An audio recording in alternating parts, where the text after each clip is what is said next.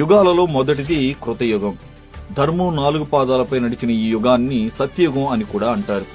ఈ యుగంలో శ్రీమన్నారాయణుడు లక్ష్మీ సమేతుడై భూమండలాన్ని పరిపాలించాడు. దీని కాల పరిమాణం 17,28,000 సంవత్సరాలు. ఈ యుగంలో ప్రజలు ఎలాంటి బాధలు లేకుండా సుఖ సంతోషాలతో మంచి మానవత్వంతో నిస్వార్థంగా జీవించారు. ఎలాంటి అనారోగ్య సమస్యలు కూడా ఉండేవి కావు. మోసం, ఈర్ష్యాద్వేషాలకు ఈ యుగంలో చోటు లేదు. వర్ణాశ్రమ ధర్మాలలో భాగంగా దైవ కార్యాలు, యజ్ఞయాగాలు, ధ్యాన, యోగ ప్రక్రియలను నిర్వహించి మోక్ష సిద్ధిని పొందేవారు. ఈ కృతయుగంలో మనిషి 32 అడుగుల ఎత్తుతో ఇచ్చా మరణం అంటే తాను కోరుకున్నప్పుడే మరణం పొందేలా ఉండేది. ఈ యుగానికి రాజుగా సూర్యుడు, మంత్రిగా బృహస్పతి ఉండేవారు. సూర్యుడి ప్రభావంతో క్షత్రియులు, గురు ప్రభావంతో సద్బ్రాహ్మణులు జన్మించి ధర్మపాలన జరిగింది. సత్యయుగం నుండి కలియుగం వరకు ధర్మం, జ్ఞానం, మేధో సామర్థ్యం, భావోద్వేగం, శారీరక బలం క్రమంగా క్షీణించడం జరిగింది.